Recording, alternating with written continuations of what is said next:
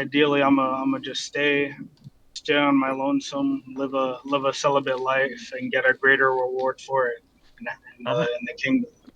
I'm on Kavan's timing, but I could change. Wow. I just don't know if I'll change my mind. But I'm pretty much on Kavan essentially. Did Well, that I'm come like out right? uh, I'm like who Paul spoke about in Corinthians about people who burn with passion to get Mm. married. I don't know if I burned that much with passion, bro. I realize just how much of a waste of time devoting my entire life to a woman it really is, man. I just want to like a little bit free, in my opinion. It's honorable though, and it glorifies God. Oh, I've true. heard too many Christian men say don't get married. So I think I'm gonna. That's Yeah, crazy, bro. What? especially because like you're it's only for procreation. It really is just for procreation, and that's pretty much it. And I don't really, it's not my biggest priority in life. you're funny, Maurice. That's not my biggest Really? priority. Oh, hey, here's Hey, one of the people. Well, I was exactly. wondering what was Just happening. I'm just What letting was you all happening? know you're all being recorded. The sisters Oh asked that we record all of our calls, so we're gonna start doing that. no, bro! They recorded my serial bit, bro. No. No, Guys, I I just started think it'll get recording. cut out. No, I did it when I first got here. You guys are okay, but they like to hear us talk, and we won't put it in our big playlist, but they just like to hear us have discussions about random topics. Okay, but wow. can you give me context about the situation what you were talking about earlier with somebody's fingers going in somebody's insides, and then you saying something about Mary got violent? Confused. Well, the What's midwife going showed on? up according to Proto-Evangelium, which just means early gospel of James. It says that the midwife heard the other midwife say, this woman Mary just gave birth, and she's a virgin, and she's still a virgin after she gave birth." And the other woman said, "No way, that's impossible." And she went and checked, and then she was cursed for it. Her hand withered, and it says it melted as if it were on fire. And then Well, she immediately repented, and then the Mary said, "We'll touch," or was it who said it? Was it the angel that was standing there? The angel said, "We'll touch the child, and you'll be healed." And so she was healed. She repented of testing God, and that's the story. And that may be true. All of that may be true. But we only have two witnesses. It wasn't a very commonly read book in the church, but Clement and Origen are very cautious about saying that this book is definitely from the apostles, at least from what I've read. I think I've heard somebody say somewhere, though, that Clement does call it Scripture. He calls Proto-Evangelium Scripture. But he would be the only one saying that. I don't know exactly. I really don't have any other quotes from the Church Fathers on it. None exist that we have preserved. You guys got to remember that some things the Church Fathers may have said, but there may be things that they've said that we don't have recorded. I mean, certainly, we only have a few of their works preserved. But at the same time, you should just be careful not to go too far down that road of saying, well, maybe the church had a bunch of doctrines that we just don't know about. Because the works that we do have preserved from the early church are the most famous and the most widely circulated books. So you would expect, it is perfectly reasonable to expect, that all the most widely circulated books from all the most famous church fathers would talk about the most important issues. And lo and behold, they do speak about all the same issues, and they say the same things about the same doctrines. And rarely you'll get them talking about some topic that nobody else talks about, and they will give their opinion. But we are not necessarily to take it as fact unless they stress on this little issue that this is absolutely from the apostles. Then it deserves more authority, it deserves more consideration from us. got it. I've been enjoying reading Clement's epistles. It's been very enjoyable. One thing I've seen a lot repeated is like thinking about beholding like Jesus and like him on the cross like all the time. Always reminding like the church about it, and just saying to like always like have it in your mind, you know, suffering with Christ. It's been good. Well, Good read. if you do that, you most likely won't crave marriage too badly. David, I want to encourage you to pray to God for the gift of celibacy that Paul is talking about. And you are free to be married, and marriage is lawful, of course, and the marriage bed undefiled, as Paul said. However, I made a mistake because I only prayed to God for a righteous wife. I never prayed to God for the gift of celibacy. And I would have prayed for that if I had known that was something I could pray for, but I had such a Protestant mindset of thinking, oh, well, I know I burn right now. I know I crave marriage. I know I crave a wife, so I'm just going to pray for a righteous wife. It never even occurred to my little mind that I could just choose to desire celibacy and continence. And that if I desired it, God would give me strength and would take away those urges. He would supernaturally help me overcome that. I never even thought to pray for it. I only learned I could pray for the gift and that God would give the gift to anyone who earnestly asked for it. I only learned that after I was married. And it is no gift to always be burning. That's nothing to be happy about. Even when you're married, it's no convenience to have a wife if you're just always burning. At some point, David, Yeah. even if you burn within a marriage, you wisen up like I did, and you're going to realize, man, this is just no fun. I need to really pursue continence. I don't want to be in this hungry state all the time. It's miserable. Yeah, for I mean, sure. if you think that that just goes away when you get married, like, oh, I'm satisfied, just guess again. There is no satisfaction in marriage. There's just an outlet so that you're not sinning, so that you're not sinning with, on the internet or with a prostitute. But that's not some kind of wonderful blessing. It's more just it's a concession that Paul gives that your spouse is Yeah. there, but you still don't want to have to be in that state where you just don't have self-control and you just are like, oh, I'm miserable if I'm not, having these pleasures. You don't want to be Yeah. miserable in any state. You want to be perfectly content and at ease and happy, joyful with the life God has given you. And as we've said many times, since we're on the subject, I guess I'll stress it again. Look, there are just times in your marriage where it is impossible to have relations with your spouse. Three such examples would be if your wife is on her period, it's impossible. That's if like almost a week every single month where she is completely off limits. And if you don't already have mastery over yourself, then I tell you those days are miserable. And older men, they've become naturally less less desperate for marital relations because you're that drive decreases as you get older. But we younger men, I wish we had our parents telling us, hey, work on this, be free of this slavery, this desire in you before you get married. Otherwise, you're just miserable within your marriage. So the three times you're just not able to have relations is when your wife is menstruating, or when she is recovering from birth, which can take like 2 months sometimes. For my wife, it did. And I was absolutely miserable for 2 months because I was stupid. And the third time that you're not allowed to, and it's impossible, is when you're both completely exhausted or when she's exhausted. I just would ask you, David, when your wife has been taking care of a baby all night, she's totally tired, she's totally exhausted, which is how it is so often for months with a baby. You feel bad just saying to her, hey, I'm feeling really lustful right now. And if she's a righteous wife, she'll acquiesce, but still you ought to feel a little guilty just that you're so needy and she's working so hard taking care of your children and just working herself to the point where she feels like dropping. And at night she wakes up over and over again to feed that baby, and all throughout the day, and especially if she has multiple babies, like my wife has 3 babies now and just had one. At some point, David, you just start to say to yourself, I need to get control of myself. I cannot be so out of control. Now, of course, again, it is, God has given you a spouse so that you can control yourself and not fall into sin other ways. But Paul still said it's a concession.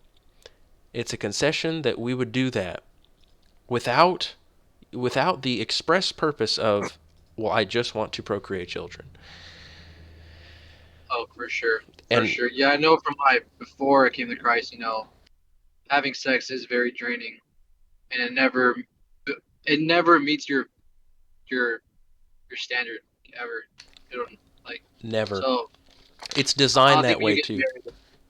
Yeah. Oh, okay. It's designed that way. I mean, it's not some accident. It's not like, oh God, you sure designed this badly. Seems to be over so quickly. God, what's your problem? Well, that's by design. It's so that you'll realize how foolish it is to chase after fleeting desires. And it's an illustration of all the lusts of this life, how all pleasures are vain. That, people can imagine eating all this food and having this huge feast, and they're like, I'm gonna eat like 1,000 different types of foods and 100 different types of desserts for this dinner. But then you eat a little bit and you're like, oh, I'm stuffed. I can't even eat that much because God made your stomach small. You can't eat that very much before you're very full, and you got to wait again. Mm. And you always just have to learn to be content with what's necessary and to not go beyond the necessities. God is so patient with us. He wants us to learn these things, but we take a while, and so rather than just striking us dead, He disciplines us. He's a loving and patient, merciful Father who watches over us and teaches us these things and lets us learn through experience. But my experience, David, and I guess your experience too, since you've experienced it already, is just that sexuality is one of the most foolish things to be preoccupied with in life, to just love it, to be thinking about all the time. You may say, well, I'm not allowed to do it outside of marriage, but once I'm married, I can just think about it all the time. No, it's still foolish. It's still so stupid and draining, both on body and soul, to just be chained up with that desire of a fleeting sexual urge, some pathetic little pleasure. We're supposed to be instructed by it that it's foolish, and that if you were single, you'd be required to live continently. You wouldn't be allowed to have any outlet, and in your marriage, you should desire productivity. You must never close the womb or use any kind of contraception. That is a great sin in God's sight, punishable by death in the Old Testament. Wow. Even like natural, I guess like doing it yourself, Well, kind that of like purposely not. Is that a sin? You think? well, you mean like natural family planning, where you abstain except on certain times of the month? Yeah, like that. Like that. Yeah. Well, that's abstinence. God allows that, but Okay, for a it short period of time. That's right. it's still a shameful thing to say. I'm only going to have relations with my wife when I think she can't get pregnant. I mean, that's just a shameful thing to say Yeah. Yeah. because we're not allowed to close the womb. We're supposed to accept our responsibility. And companionship is a wonderful thing in marriage, by the way. I wish people could just see this, that having relations with your wife is not the only thing, but companionship is a wonderful gift from God, and raising children is a wonderful gift, a wonderful pleasure.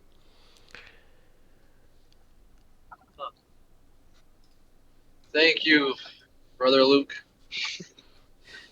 Thank you very much. You're welcome, David. I wish somebody had told me before I got married, but I accepted. So be it. I have a very good marriage. I have nothing to complain about, and I hope that my testimony has that much more weight because I do have a good marriage. I don't think anybody can or should respect the testimony of a man who has a miserable marriage who says, "Oh, don't get married," because then everybody will always naturally and logically respond, "Well, man, the reason you say that is just because you don't have a good marriage. But if you had a good marriage, you wouldn't always be talking about how great celibacy is." But I do have a great marriage. I have the best marriage. I challenge anybody. You want to compete with me and compare your marriage with mine? I think I have a better marriage. Okay. No, but not really. But I do think I have the best marriage ever. I'm not going to compete with anybody, but I simply have never envied anybody else's marriage. And That's yet, good, I man. still know celibacy is best. And I know Nolan and Christian would say the same thing. They do say the same thing. So is Nolan or Christian the one with the brotherly advice channel? No, that's Aramis. Aramis is a virgin. Oh, that's Aramis. Okay, got it. Yeah, he gives good wisdom there for sure. Yes, he does. You should watch all those videos. I hope you guys do watch his videos. They're extremely That's edifying. crazy. Aramis went to 30 years old, man. He's still going 35. strong. That's crazy. That is very crazy. Yeah, I'm only 20, man. I'm 20 and I've been celibate, so interesting. So it's interesting. JB asked the question, do the sisters in the church fellowship with each other? And yes, they do, JB. They absolutely do. And they listen to us when we're all having our discussions on Sunday. They go and they sit, in the background. They are not a distraction. They take care of the babies on the side and they'll listen to us talk. And then when it's time to make the meals, they'll go make the meals and we'll keep talking. And then they come back and, they just don't, they just make sure that they're separate. And the church has always had people, the women eat separately. I was just reading that today, if I could find that. Oh, look, I wanted to ask you something. It just came to mind. I was in the chat yesterday, and I said, "What do you think about a Christian nightclub?" Oh, David, don't torture me. Oh my God! Bro, that's such an Uh, obvious thing to, that's but obviously a sin, bro. A Protestant could say that's a sin. what they say is Very that obvious. it's only Christian music or Christian music, no alcohol, and only Christians go. But I don't really Christian buy it. women? Oh yeah, men and women, mostly women though. That's terrible. David, whatever circle you're in, they are not Christians. They have no idea what Christianity is. Uh, oh It's my not even Lord! just worldliness, it's the party aspect of it, yeah? Like they're dancing, just doing all kinds of stuff that are, it's just not sober minded. I can't even. Let's try to It make a really is. list. Do it with me, Maurice, and everybody. Let's see if we can name every sin that is being committed by people going in a nightclub. Okay, you said it. Women immodesty. Now, immodesty, guys, is not just in dress. Let's name all the immodest things about it. We'd say She's immodesty. Um, in conduct. yes. Uh, showing their bodies.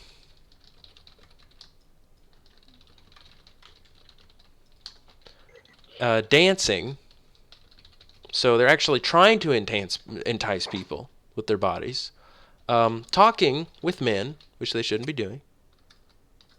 They should be at home. Yeah. They should be given in marriage. Yeah. No dancing is just like not, it's not proper. Isaiah, Like women it's dancing public. with men showing off their bodies? Like, yeah, he has a point. What part of their body are they allowed to shake for men's pleasure, for their viewing pleasure? Just name the part that you think is decent for a woman to shake around for a man to watch. I don't think they're shaking. I don't know. I don't know. They say it glorifies God because you're listening to music about God and Jesus. Apparently. That only makes it worse. It's just worse that you could do all these things while claiming Jesus' name. That's why a woman is not allowed to pray or prophesy with her head uncovered. She's not allowed to uncover her head ever if she's around other men. But Paul says it's a great evil for a woman to actually pray or to prophesy in God's name while dressed so immodestly. That's why he brings it up. Interesting. Okay, so Yeah. talking with men, touching men because they want to touch as well. Revelry, because it's Yes, loud. It's definitely partying, loud. partying. Revelry. Yeah. Are they eating for necessity's sake, or are they engaging in gluttony, revelry? I mean, Um. are they Not sure. entering upon lawful marriage? And they're all fornicating. They're people who go to clubs, David, are fornicating. Christian Oh. club or otherwise. They're putting their hands on each Dang. other. They're absolutely fornicating. Yeah, they got performers out there to sing and rap for them. It's Christian though. Christian music. that's that's the caveat. That's what does it for them. Like it's not secular, so it's not a bad thing. That's kind of the mindset. I think I could answer your question, Yo Chisel. It's just we can't be, because I was saying this yesterday. we can't have casual conversations with women like they're somehow on equal footing. You could talk to like a sister in Christ, but you shouldn't like be treating her kind of like how you would treat a brother in a sense. You can't We just be like we casual. can we can talk to them with if we're around other people, but not alone, Isaiah. Yeah. And we should be talking to them about the faith and nothing else. Okay, interesting. Yeah, No, I that know. is something I wanted to ask about, like what conversations Christians should have with one another, because it would be kind of weird to like talk about like Wait, Luke. Yeah, Luke. What about if a sister's in the server? You guys should avoid that. You guys know that in the church, I mean, they even would forbid men from writing letters to a woman or a woman writing a letter to another person. Like I private don't. letters. Like a married woman writing letters to other people, they consider that scandalous. That is pretty scandalous, yeah. And that I is agree. what DMing is. You guys are writing letters to each other. You're writing letters to somebody's daughter, and you're not married to this girl. You haven't gotten permission to marry her. You're just hanging out with her. I Now, don't like one time there was this group that woman. Remember the woman that was part of the heretical sect? She kind of like DM'd me, and she was like talking about joining this fellowship thing I apparently mentioned in said server. So she pretty much added me. She messaged me, and I gave essentially. here, let me read you a section from.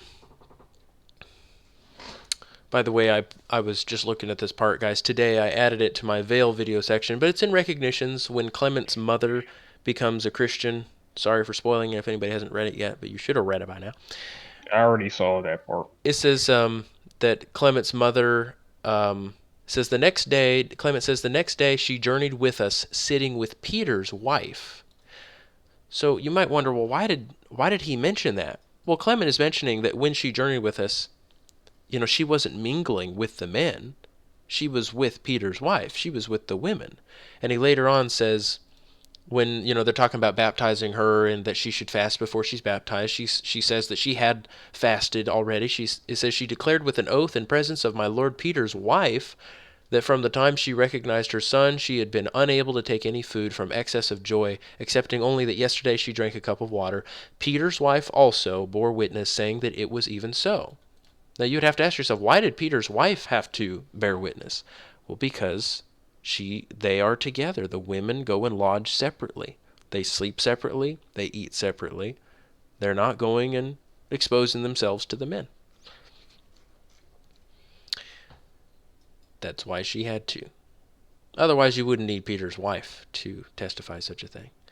Okay, but let's read more Clement, because this is Clement, but let's look up...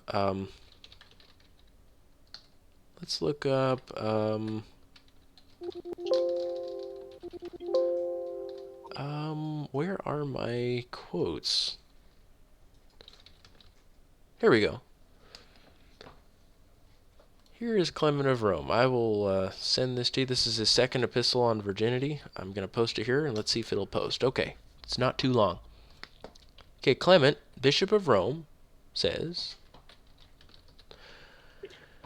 He says, "Now we are persuaded of you, my brethren, that your thoughts are occupied about those things which are requisite for your salvation.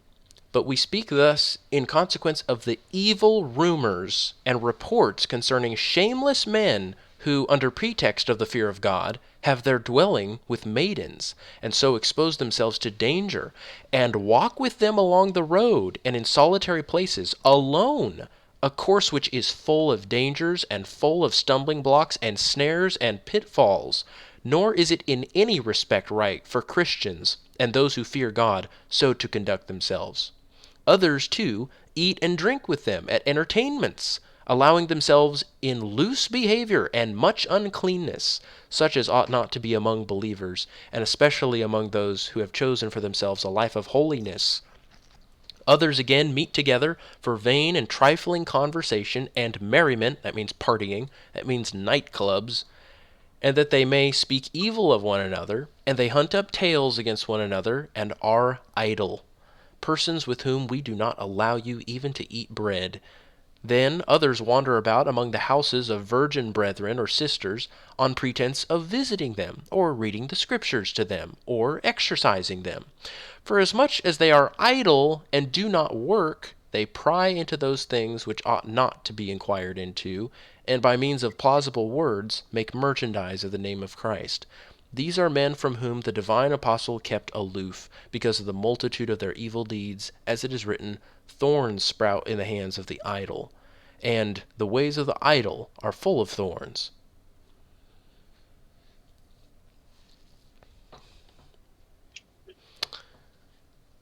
Yes, and for anybody following Chris LaSala's doctrine, I'm sure they would notice that it says that some of these Christians do it under the pretense of visiting Christians or reading scriptures with them or exercising them. But when Clement is talking about exercising, he is not talking about them necessarily being possessed with demons. He says in the same epistle that sometimes Christians would be made sick because of a demon, but not possessed.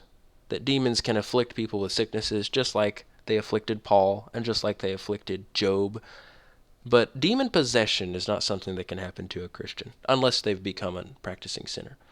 But they did rebuke any demon that might be causing someone to become sick. Oh, wow. But the emphasis here, as you can see, is, let me read it again. It says, under the pretext of the fear of God, some of these shameless men have their dwelling with maidens, and they so expose themselves to danger, and walk with them along the road, and in solitary places, alone, a course which is full of dangers, and full of stumbling blocks, and snares, and pitfalls. And listen to this, David, nor is it in any respect right for Christians, and those who fear God, so to conduct themselves. Others too eat and drink with them at entertainments, allowing themselves in loose behavior, and much uncleanness, such as ought not to be among believers, and especially among those who have been chosen for themselves a life of holiness. This is what you're talking about. Let me read it all again for you. He says, others again meet together for vain and trifling conversation and merriment. That's what you're talking about there. And that they may speak evil of one another. And they hunt up tales against one another, so they're gossiping, as usual.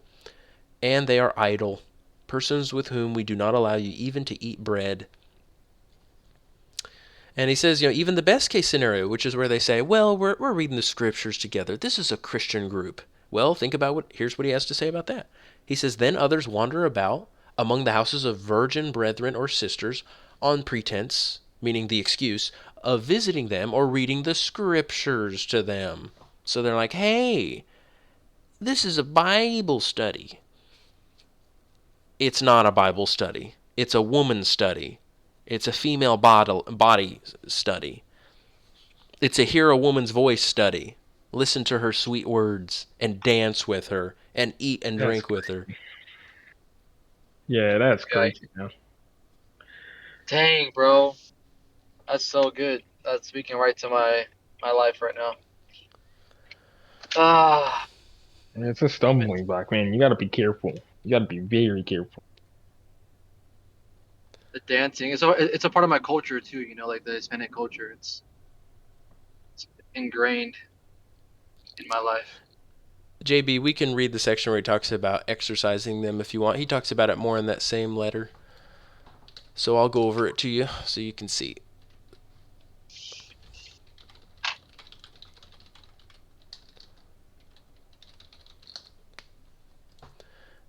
Now, JB, you, of course, are coming from Chris LaSala, so anything about demons is going to stand out to you.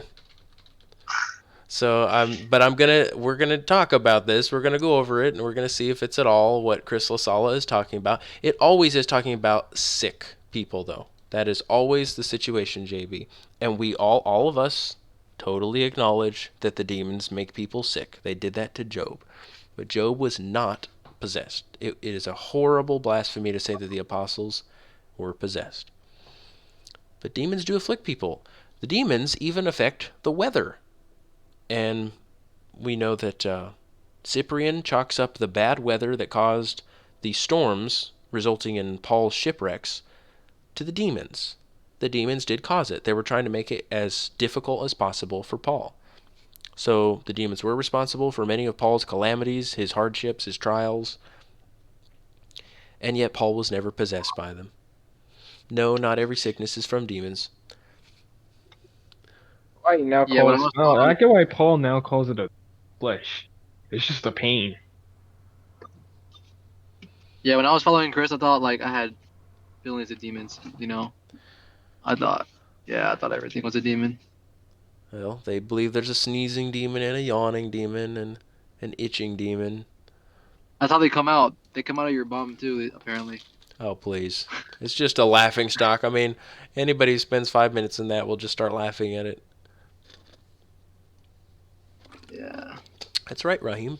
They're afraid of Peter. They're terrified of him. I seriously don't know how I believe that. Now I'm just looking at how stupid deceived by Chris. JB, you have watched the call we Very had ridiculous. on demons, right? Have you seen that one yet? Good. Then you've heard Clement also say that a demon can't live in a person if they're righteous. So, same Clement that's about to say that says the things you're just about to read here. Yes, Raheem, demons are afraid of Peter. And what did you say, Isaiah? You have more questions? Yes. If that's what you're asking, we can go over all your questions. Okay, let's read the section where he talks about Christians exorcising other Christians. He says, moreover, also, actually, let me jump over. I'm just going to jump over because I have a little thing that already has this quote in my demons section.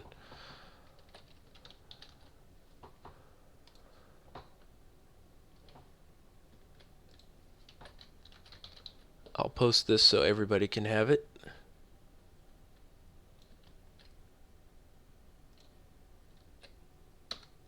Isaiah, I think that's even worse, man. You and two sisters, bro. You and two I think that's sisters. even worse. Thank you, Maurice.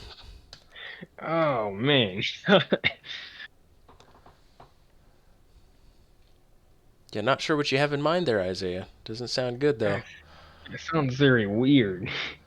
Okay, Clement says, moreover, also, this is comely and useful, that a man visit orphans and widows, and especially those poor persons who have many children. These things are, without controversy, required of the servants of God, and comely and suitable for them.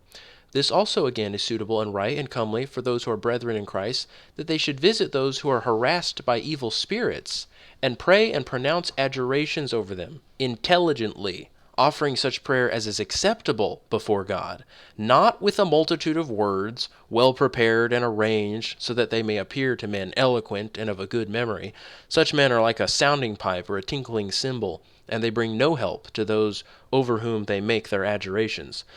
But they speak with terrible words and affright people, but do not act with true faith, according to the teaching of our Lord, who has said, this kind goes not out but by fasting and prayer, offered unceasingly and with earnest mind. And let them holily ask and beg of God, with cheerfulness and all circumspection and purity, without hatred and without malice. Well, that rules out all of the out, fire in the belly, and whatever else screaming and shouting they do at the people who are supposedly possessed. You don't need to shout at anybody who's possessed, guys. Remember, it says that Jesus cast them out with the word. He just say, come out. And that was it. And these long exorcism situations are just totally fake. No, you don't need to use terrible words or affright people. That's all fake. Fakery.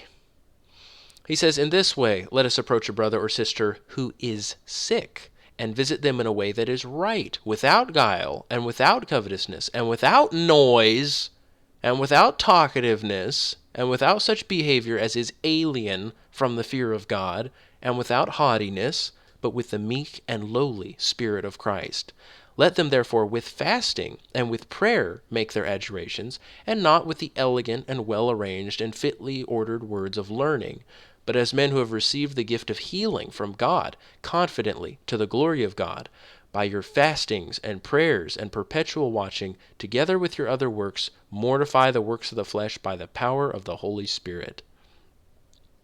So, sometimes brothers and sisters were made sick because of an evil demon, and they would go to their brothers, and they'd say, demon, stop harassing this person.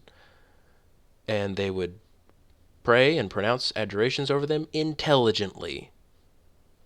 Not with many words, not with scary, loud, terrible language. They're not trying to frighten anybody. Not without noise, or not with noise, not with talkativeness. Man, in other words, the total opposite of these crazy Pentecostal and charismatic churches that do all their stupid exorcisms, which are not real. And not everybody, guys, has a demon. You'll never hear any church father saying that. But if somebody came down with some sudden horrible sickness, they would go to that person and pronounce an adjuration against the demon, and they would also exhort that brother or sister, hey, be careful about your sins, because as much as you sin, you give yourself over to the enemy. So let's live righteously, because they have the authority to punish us if we're sinning. We know that Paul says, I've decided to hand over such a one to Satan for the destruction of his flesh. And the church fathers say that he was struck with sickness in order to discipline him for the sins he had committed. So whenever we commit sins, we get handed over to Satan. But guys, we're not handed over to Satan just all the time. Satan living in every person? What a ridiculous thing. You remember in the debate with Chris LaSala, I asked him, can Satan possess multiple people at once? And he said no. And so he admitted that Satan cannot live in all people at once. So any verse you find that says Satan is in someone, you know that it's not speaking literally, because he's not literally in every person. But the image of the devil is found in every person that sins, and they are his children if they follow his example.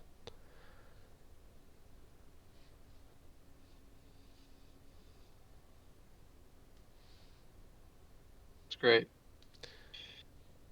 What's Nolan saying? Quick side note. What do you believe about tattoos? Are they bad? Well, they're condemned in the scripture. Oh, I got you, JB. If you want it, I got. Okay, got it. Yeah, that's true. I'll send you the video, JB. We're not allowed to adorn ourselves externally, David. No external adornment. Okay, yeah.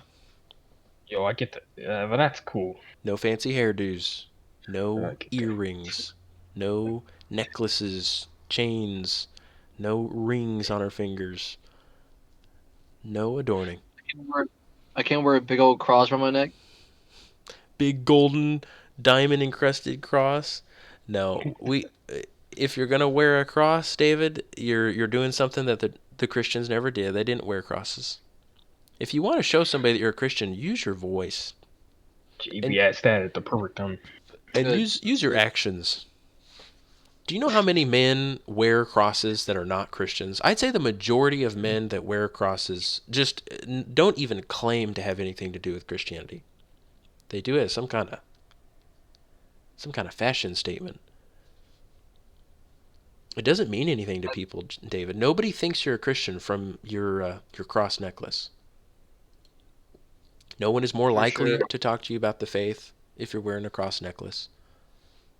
Yes, they are effeminate to wearing earrings, Isaiah. But all external adornment is effeminate. It's not just that where the ring is makes it effeminate, but all external adornment is effeminate.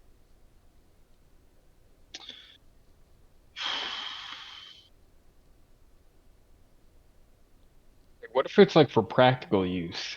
Like, so say you like added something for practical reasons. Like a headband? Sure, yeah, like that. I'm not Yeah, talking about yes. practical rings, like a signet ring. Yes, Alright. a signet ring is something that has a use. This is not That's where it started. You see, like first it served a practical purpose, and then it eventually became, an object of adornment.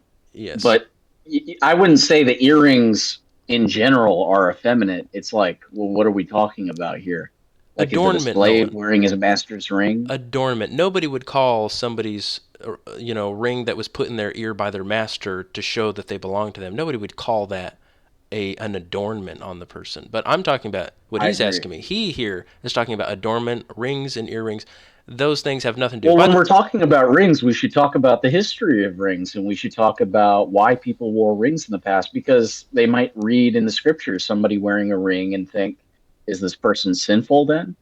When it would be unjust to say so. That's a good point. And also remember that the rings that men would wear in their ears, they were, I mean, they're not the kinds of rings that you're ever supposed to be able to take out of your ear. It's like a permanent thing here.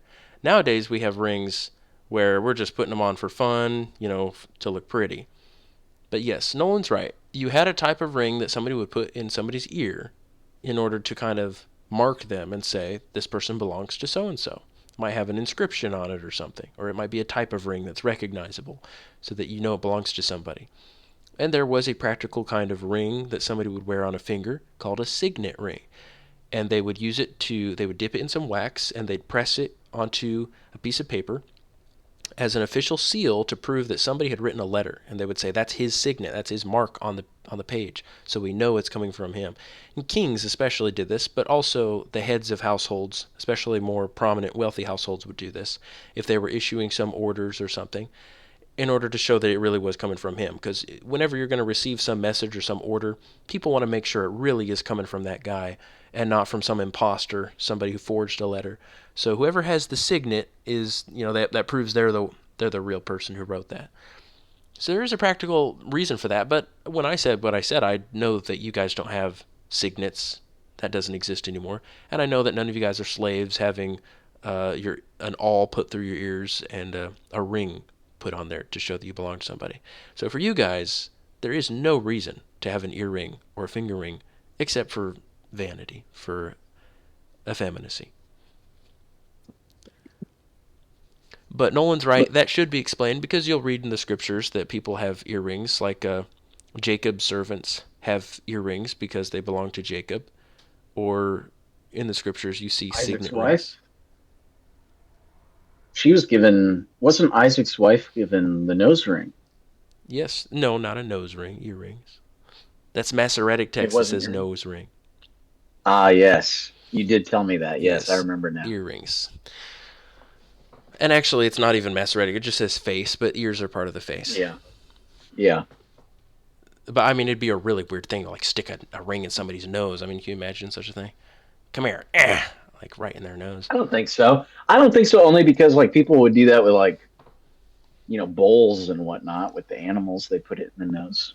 I tend to think he handed them to her. But anyway. Yes, it was You don't think he earrings. put them in her ear? It's possible. Do you think her ears were already pierced previously? I mean, she's a girl who's of marriageable age. She probably has been given some gifts like that by her brother or maybe her father. Who can say? I don't know. Yes, adornment is something that women in the Old Testament did. There was a symbolic meaning to it. But we know that even a woman like Rebecca is to be a symbol of modesty to all women who might use her as an example. Oh, this girl was all about cosmetics. Well, no, she wasn't. She veiled herself. She's so serious about veiling herself for the sake of modesty that she even veiled herself for her betrothed. Even though she was pretty much married to him, she still put on a veil. Just like, even though there's like 1 minute before they consummate the marriage, she still didn't think it was appropriate to be unveiled yet.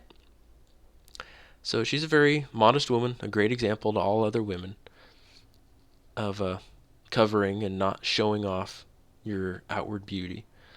But she was given those gifts and by Abraham's servant because it was appropriate to do that for a woman who's becoming Abraham's daughter-in-law. For anybody's daughter-in-law, you give a gift to her. That's very appropriate to do, but she wasn't showing things off outwardly.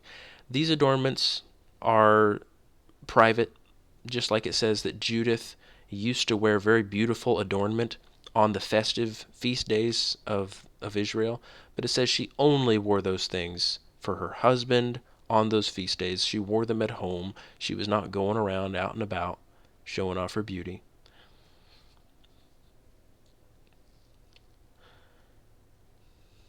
And Luke, did you see my message from a moment ago?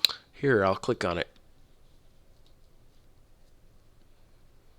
I did not speak about Jerome. We can pick up, Nolan. I'll combine both videos. If you could, Nolan, because did it's you a know? very important piece of the conversation. Yes, I think it would be good for all the guys to hear both of us talk about this. I'm going to represent the very cautious side, Nolan, and you're going to represent the side that is all in. I am all in, and I do believe Mary is an ever virgin. However, I think we should definitely make a distinction between a tradition like about Christ's divinity or baptism or the Eucharist, where you hear, I mean, you could easily find 30 quotes, just even before Nicaea. But something like this Right. is rarely talked about. And Nolan, I didn't know about this, but there is a quote from Hippolytus. Am I sharing screens? I'm going to share screens. I have not seen this quote before. I don't know how I haven't seen it, but maybe you have seen this before. Listen to what Hippolytus says. He says, "But the pious confession of the believer is that with a view to our salvation, and in order to connect the universe with unchangeableness, the Creator of all things incorporated with himself a rational soul and a sensible body from the all-holy Mary, ever virgin, by an undefiled conception." Yeah. So I had Wow. never seen this quote. Have you heard this before? I don't remember that. If I had, I don't remember it. Yeah, it's from the fragments. To my knowledge, until today, I thought that Origen and Clement of Alexandria and Proto-Evangelium were the only mentions we have of her ever virginity. But Well, there you go. It's also in Rome at that same time. I know Rome is strange because Clement and Origen and Clement of Alexandria are they're in Alexandria. They're on the other side of the world. Yeah. So somebody would accuse them of, that just being something unique to their area of the world. yes, Although they were probably the most knowledgeable Christians, those Christians in Alexandria. and we know that, yes, exactly. I was saying that Origen traveled all around the world, but we know Hippolytus also went and visited Origen. So somebody could, he got this idea was planted in him. But I mean, everybody knows Proto-Evangelium was written prior to that. I mean, they're putting a date like 120. That would, of course, they're trying to say definitely not written by James by saying that. We do leave it open to the possibility that James really did write it. I believe so. Certainly, I believe so. But, I'm not going to be dogmatic. I think that's kind of what you were trying to get at a moment ago. Is like whether or not we would make something like this dogmatic. Well, I'm certainly convinced of it. I'm convinced of it, too. I'm convinced that Mary was... there were other virgins. Like, what are we to say? Mary was the least righteous of all the virgins who stayed virgins? It's just such a weird thing to say. It's very strange. But I did want to add something to the conversation concerning the infancy gospel of James, and that's its history with Jerome, because it's a very important piece of the conversation. Today, with the Catholics and the Orthodox who want to prove to the rest of the world that Mary remained a virgin even after the birth of Christ, they resort to mainly the infancy gospel of James for any kind of historical witness to the claim's reliability. And the Protestants, of course, if you look up on any article, any Protestant article, gotquestions.org or whatever, they're going to be freaking out. They're going to be, completely trashing this book, Infancy Gospel of James. And the thing is, they don't like this book because it says that Mary remained a virgin even afterwards, and that Jesus, his brothers and sisters, were his brothers and sisters just because, his father was Joseph, but they were from a previous marriage. So they were Joseph's children from a wife before Mary, who had passed away before he became betrothed to Mary, right? That's their issue with the book.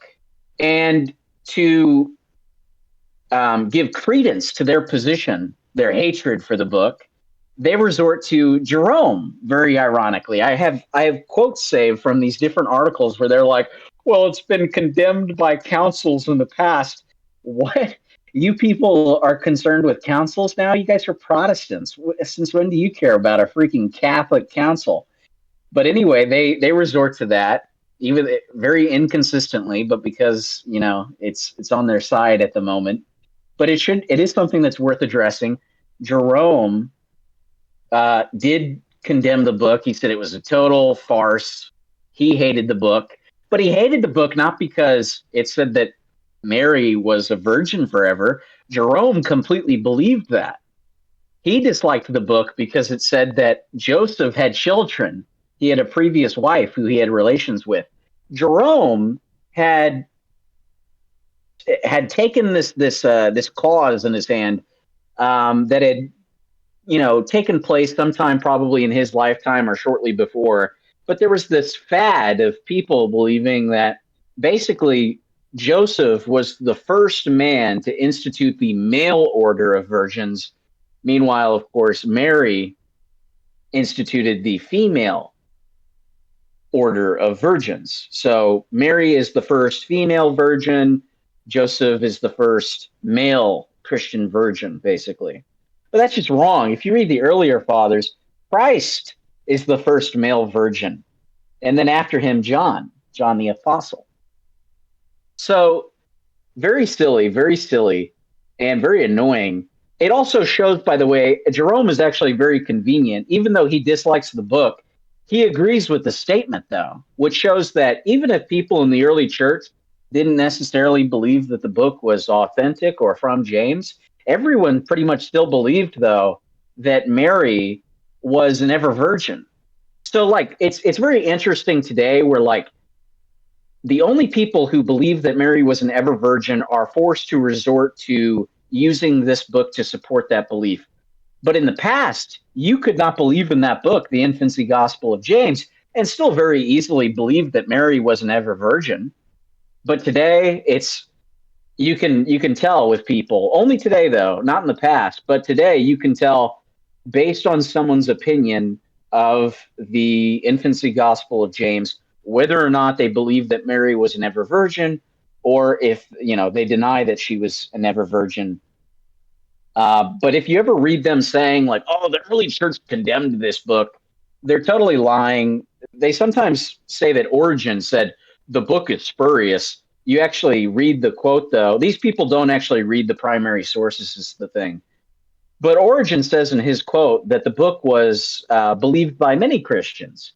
He doesn't say it was universally believed by everybody. He says many pious Christians believe that this book is authentic, and he says any pious Christian is going to believe this fact that Mary is a virgin. So clearly he's in favor of it. He says it's a pious belief.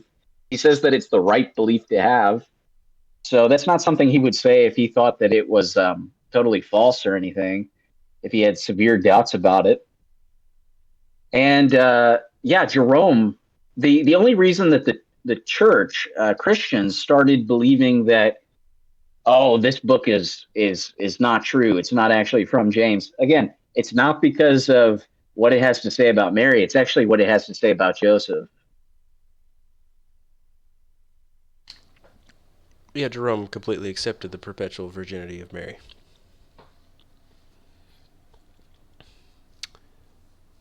But I say, Nolan, that the Catholics and Orthodox have a major problem for themselves, because if we are to accept Mary's perpetual virginity as a dogma of the Church on so little proof, then my goodness, why don't they accept all the other teachings of the Church, which we could bring forward with 20, 25, 30 Which quotes? are dogmatic. Yeah, right? and they would say, well, those aren't dogmas, those are their personal opinions. Oh, but Those are their personal opinions. this little bit from Origen, this little bit from Clement, this little bit from Hippolytus. Origen. Yeah, this is Origen. now. Yeah, this is a dogma of the Church. And by the way, if we bring quotes from Hippolytus on anything else, you know what they'd say about Hippolytus, Nolan.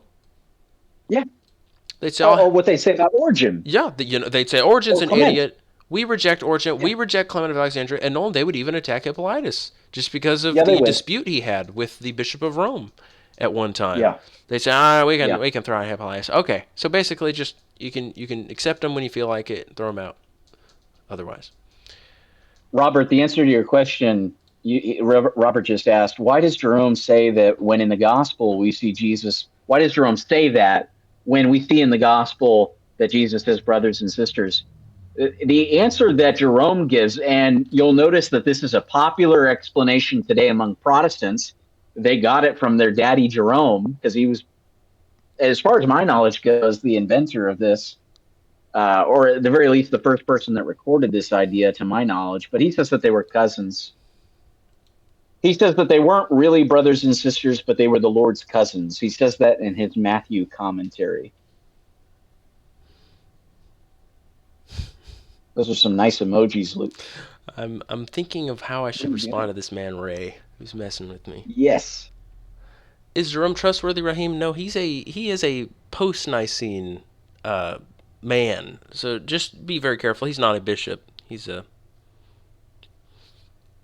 think he is. Well, Jerome is in a very interesting spot because, and I wouldn't recommend anyone new to the church fathers reading Jerome. Read the actual church fathers, for goodness sake. But Jerome did have a lot of information. He had some information that we don't even have today. And he could be very, useful in some senses. I found some interesting things from Jerome that he's preserving, from things that we no longer have, like, some fragments from various fathers. We get that from Jerome because he decided to quote the person. I think like Papias, for example. And and the other thing too is Jerome is not a modern day Catholic by any means. He's not a modern day Orthodox. He would attack those people. He would not tolerate them. Jerome is in this weird middle state between the Ante-Nicene period and the modern period, which is the post-Nicene period in general. It's not modern Catholic and it's not modern Orthodox. There is a transition period going on to then and now. So Jerome, compared to a lot of these people today, is kind of cool.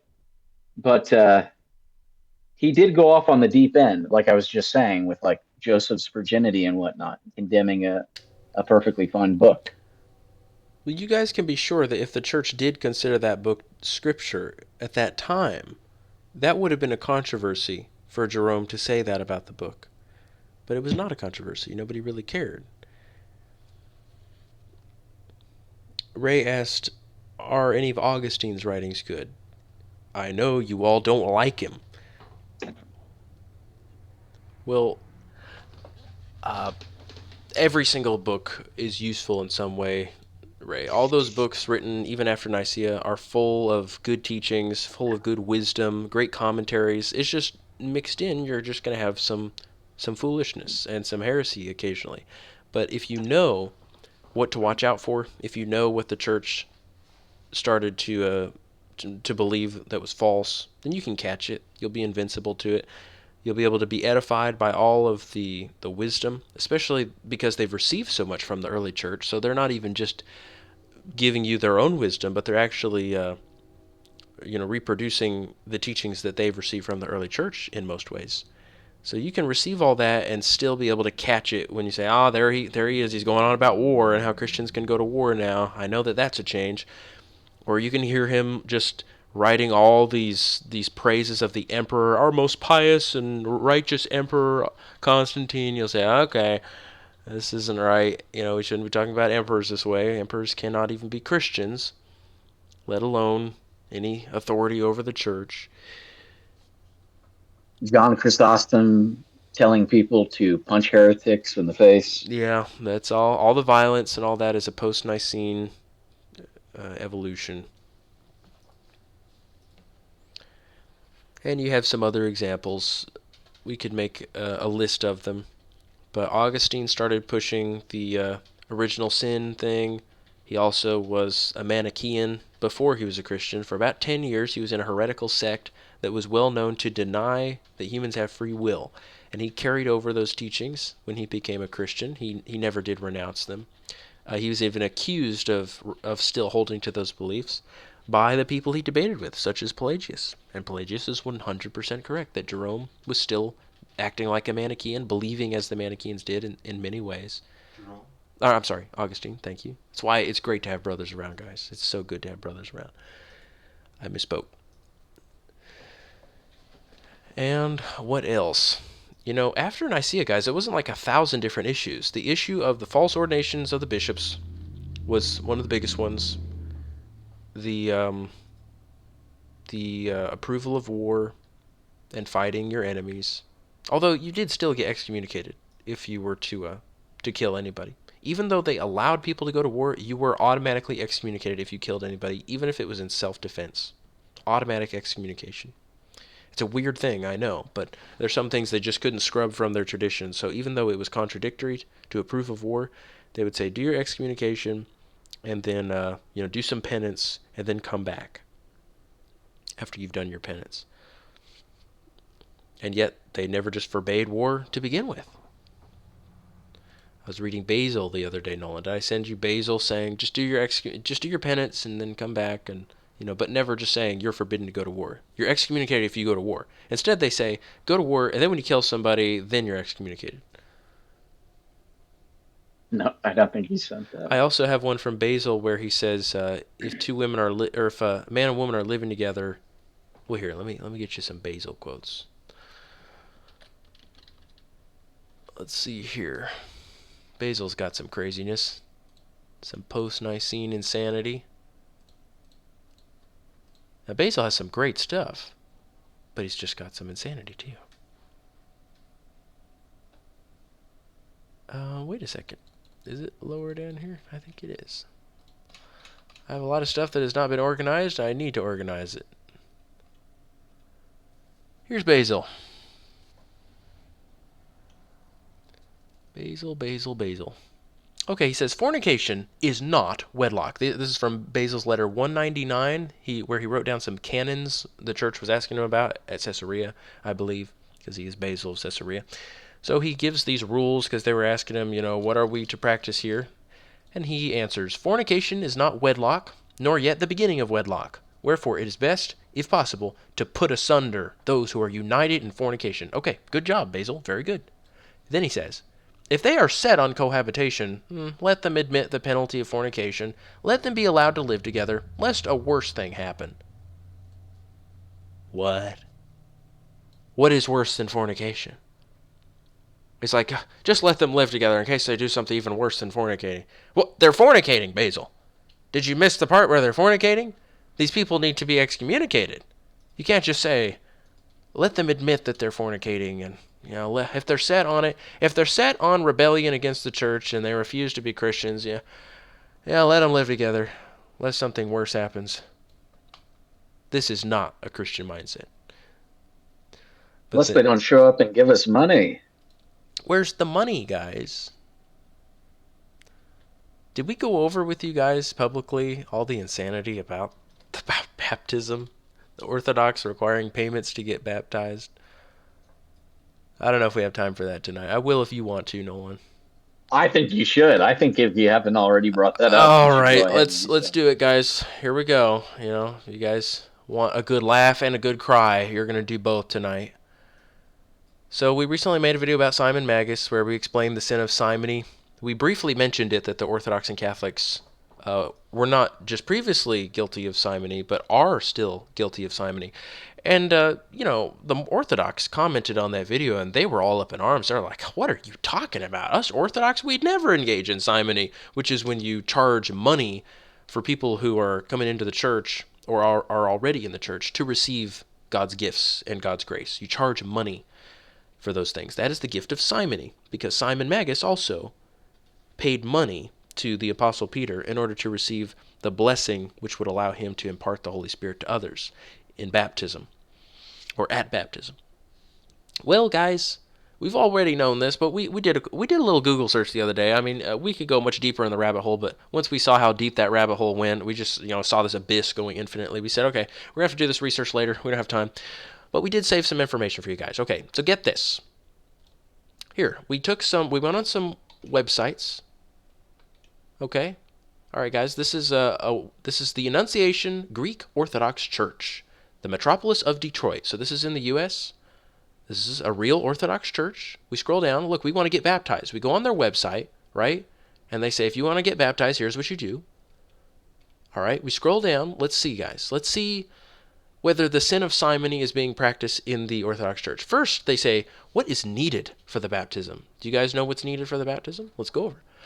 White clothes to be worn at the baptism, a new white undergarment, a baptismal cross, a large white bath towel, a new white single bed sheet, a bar of soap. I don't know why we need a bar of soap. Christian pointed out, you're not even allowed to bathe after you're baptized. The church they'd say, just don't bathe for how much was it? Like a week or something after baptism? As a week, yeah.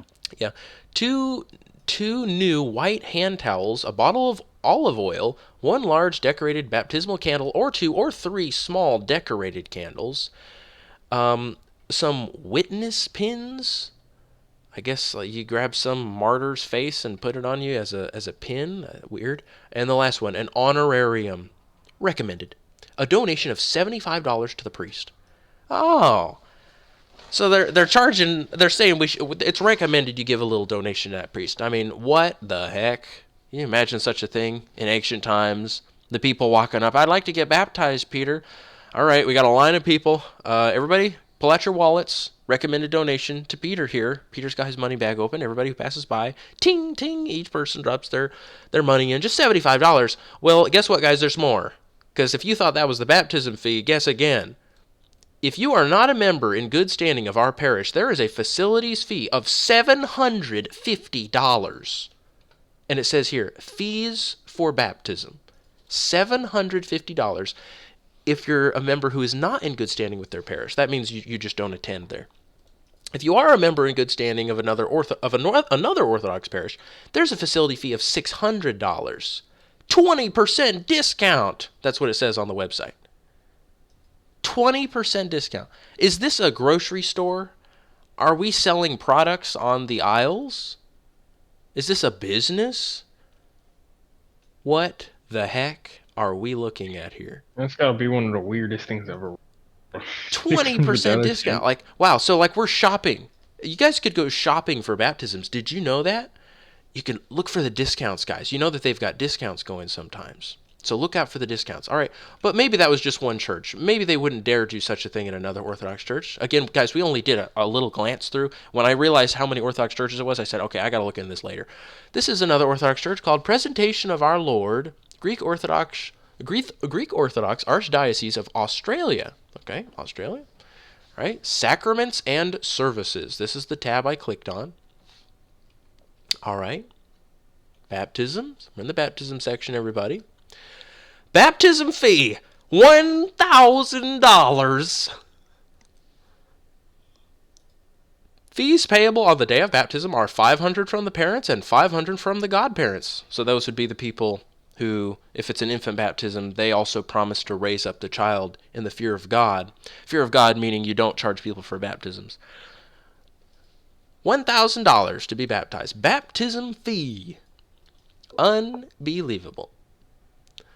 All right, I said, it can't be true. Let's keep going. Here we go. Here's a church. I kept going. This is the order of churches that I found. Okay, baptism and marriage transcript fee, $50. Look at this, guys. You can go down here and add your baptism or your marriage to your cart. Add to cart. This is the cheapest one we found. I couldn't believe it. I'm like, wow, they really did have a sale going. Please allow 7 to 10 business days for processing your request. Not that like we're a business or anything, guys. Just this is how we talk in the church. Add to cart. Please allow some business days. Aramis said something. He said the only thing they're missing on this page is a little. We're closed on Sundays. Little mention there.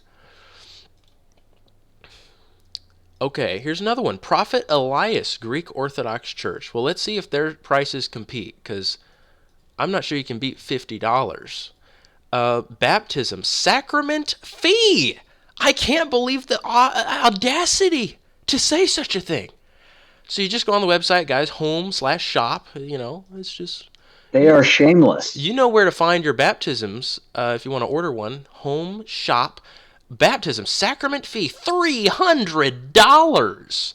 But if you thought that's all, guys, I mean, remember what they were talking about, memberships. Like if you're a member in good standing, guys, they've got membership fees. If you thought you can just get a baptism without being a member, having done your monthly subscription, your little Netflix plan, you're dreaming. No, if baptism membership required, single parent membership is $150. Just add to cart right here. Here, let's add it to cart. Let's get our baptism, guys. $450. Baptism fee. The fee for a baptism is $300. In order to be baptized at Prophet Elias that's Elijah, church, the parents and the godparents must be members at the time of booking the baptism. Here, other membership fees may be added as required. An individual annual membership, this is to become a member of the church, is $150. This includes the right for one to vote at any general assembly. Oh, wow. Family annual membership is $250. An individual life membership is $1,500. I was wondering, how can you be a member of a church and not be baptized? How does that work exactly? And how is it that I could be baptized in this church and still not be considered a member of the church? You wouldn't be able to vote. I wouldn't be able to vote in their little elections. Well, there you go, guys. Just, sacrament fee, home/shop, sacrament fee, you know. Don't forget your donation too, in addition to the fees and the membership fees. All right. I love how they name it Prophet Elias, Orthodox Church, as if Elijah would approve of such a thing. I remember They're thinking of the other kind of prophet. Which prophet are they thinking of, Nolan? They're thinking of Profit. Oh, prophets. Prophet Elias Church. I need to rename this here. Prophet Elias Church. All That's about funny. their prophets. Yes. Remember, guys, when Elijah's successor Elisha was approached by Naaman of the Assyrians? I know it says Assyrian in the Masoretic text. I forget what it says in the other one. It's slightly different. But yeah, Naaman the Assyrian. Well, why don't we read that story? You guys, have you guys read this story? This is in 2 Kings 5. Let's see if Elias would approve of what we just read here. Okay. It says, Now Naaman, the captain of the host of Syria, was a great man before his master and highly respected, because by him the Lord had given deliverance to Syria, blah, blah, blah. Let's see here. He gets leprosy.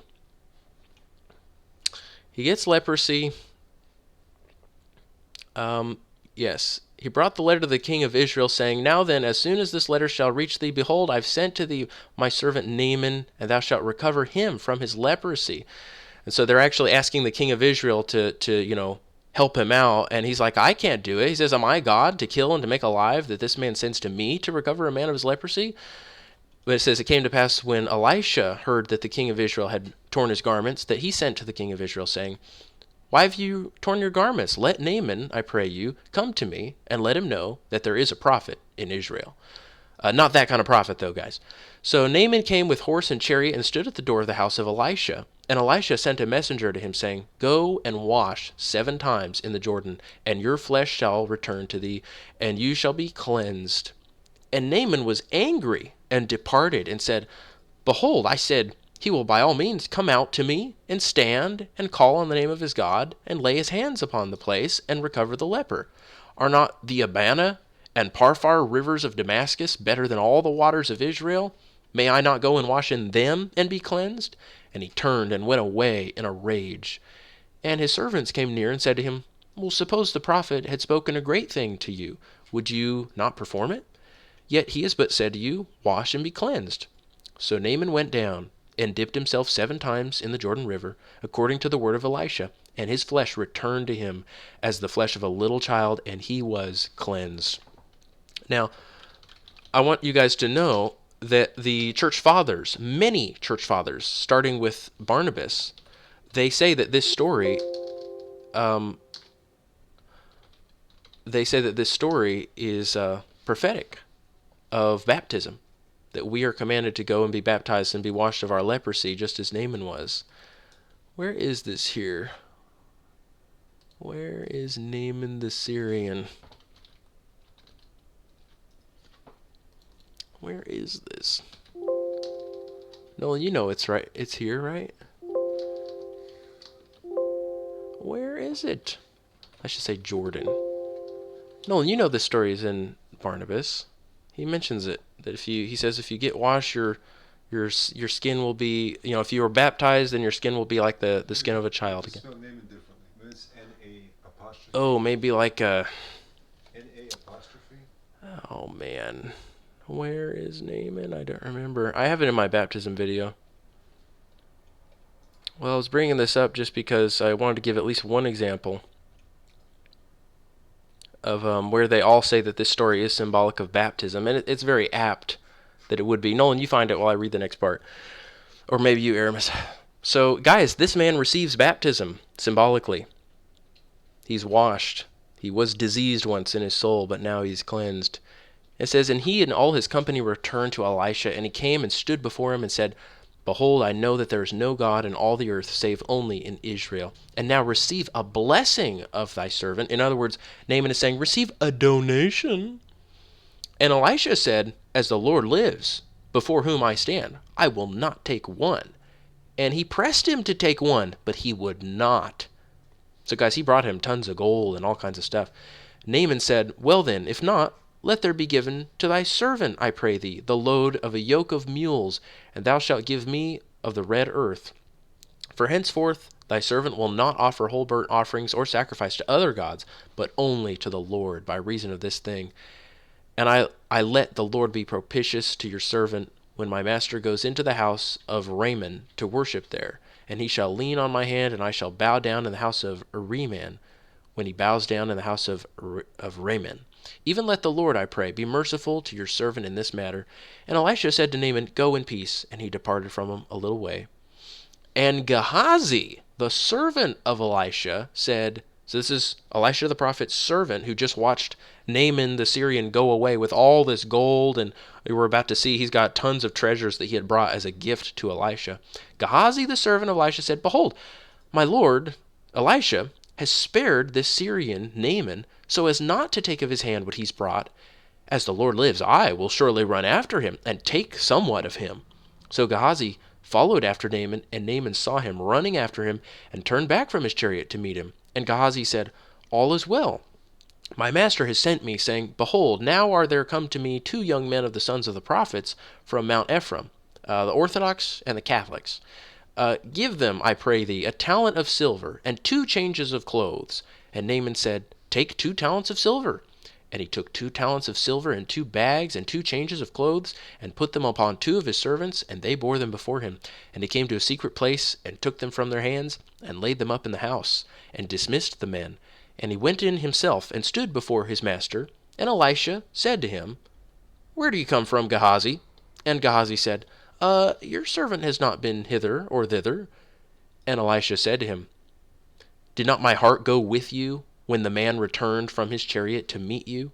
And now you have received silver, and now you have received raiment, and olive yards, and vineyards, and sheep, and oxen, and men servants, and maid servants. The leprosy also of Naaman shall cleave to you, and to your seed forever. And he went out from his presence leprous like snow. So this is a prophetic story for the Catholics and Orthodox, to warn them of what they have done and continue to do. The leprosy, the sins of those people whose sins are being washed at baptism, they're instead just going to cleave to them now and to their children forever, because they practice this. Taking money for baptisms. That is the literal sin of simony. Literally. Charging money for people to be baptized, to receive the Holy Spirit. Just wickedness. Now I get it, because I was a little bit confused on your video when you said something about Simony. Now I get it. And we saw a lot more online. I mean, guys, we just looked up. I mean, guys, this is just the first page. We saved some links. 1, 2, 3, 4, 5, 6, 7, 8, 9, 10. 10 links just from people online complaining about this. Here's one from Reddit. Why do Orthodox churches charge for sacraments and membership? I've been looking a lot into Eastern Orthodoxy, and where I live, there are a lot of Eastern Orthodox churches. However, all of them charge quite a lot for things like baptism, marriage, funerals. One Greek Orthodox church was charging $1,400 for having your child baptized. This was 3 years ago, by the way, guys. This is before inflation. I thought that was insane. They call it a donation, but isn't it just a fee? Well, yeah, they call it sacrament fee, buddy. I hope not to offend anyone. I'm just very attracted to Eastern Orthodox and find this so strange since I grew up as an evangelical.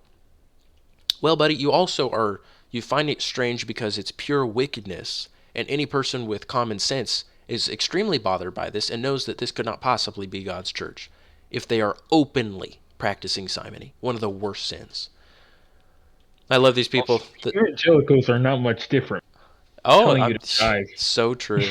But even then, I don't know if they're charging for baptisms because they think it's useless and meaningless. But man, to actually, I can see them charging for other things, but to be so flagrant in your evil, to be so fearless and bold that you would actually charge for baptism in particular and call it sacrament fee is just wickedness.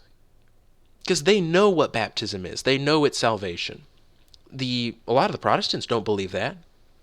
So it's worse for the Orthodox and Catholics. I love this person. He says, well, in D.C., we don't have suggested donations like that.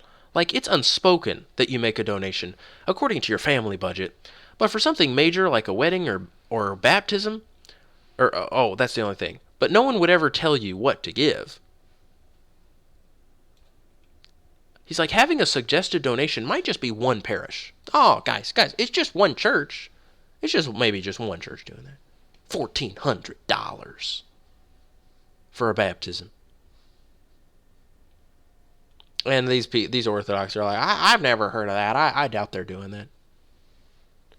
Check out this comment. This generally indicates a parish without a strong culture of regular giving, such as a monthly pledged tithe. These suggested donations, therefore, constitute a significant portion of the parish's budget.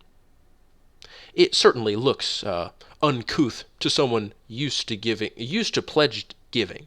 So he's saying, listen, man, if you were used to giving, you wouldn't find this so weird. You just aren't a big giver.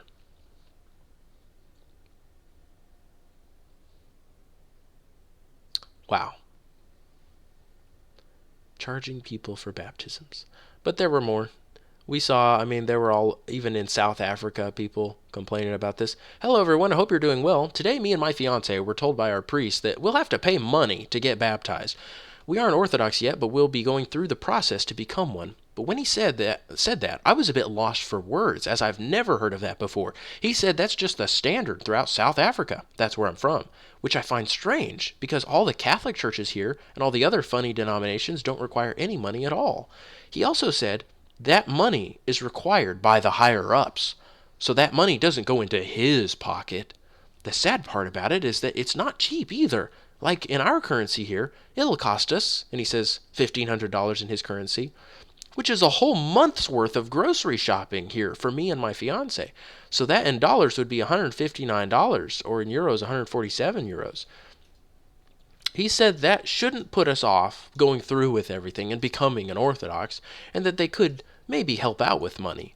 So yeah, I find it strange that you have to pay to be baptized, and a lot of money as well. Well, man, he got lucky just having to pay $150 in American money. How about $1,400? Plus membership. You can never forget the membership, guys.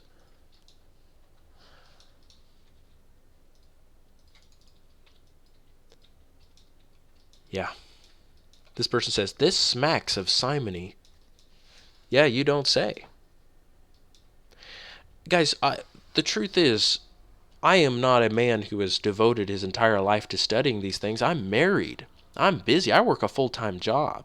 But just in the small amount of research I've done into the Orthodox and Catholics over the last 9 years, when I have free time, I am just struck. The more I look into it, the more evil comes to the surface.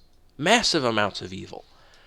And any person who just took the time to look into it would see even more evil than what we're seeing. Because we never find out more good things about these churches. We only ever find more wicked things. Just worse and worse things. Unbelievable, diabolical things.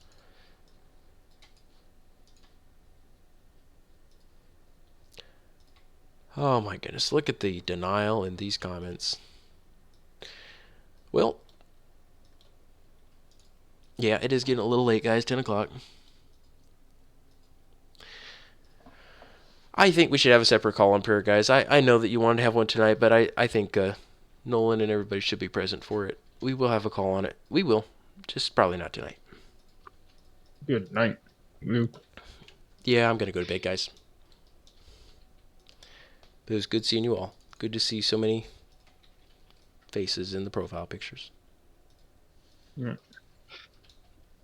Yep, we'll be here on Sunday. Maybe you guys can join a call, but Robert will be here tomorrow, and Christian and Aramis and Maurice and Elisha. I hope to see you next week.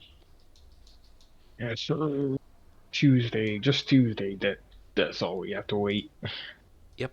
Bro, it's been hard, Luke, because it's like when I'm at home, those temptations hit, man. It's been rough lately. I know. Well, I'm looking forward to you being in a different place and Yes, sir. being self-sufficient. It changes your mind to go off and be away from your parents. It makes you decide, wow, I need to be a man now. It really does change you. Yeah. Environment, literal physical environment, can affect how you think. It can hold It you back. really does. It does. I'm telling you, it changed when I moved away from my dad. My mind changed. It's like I started to become more adult, even though I'd been married for a year.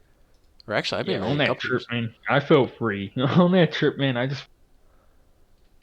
and like, I'm just me. And that's it. Yep, I'll bet you did. I'll bet you felt like an individual making his own decisions. You realize your So, soul is in your hands. You know, when we're kids, we just put our souls in our parents' hands and say, "Teach me, guide me, discipline me." But then when we become an adult, we can't rely on them for that anymore. We're already able to do so many sins secretly without them even knowing, so we can't depend on them to save us.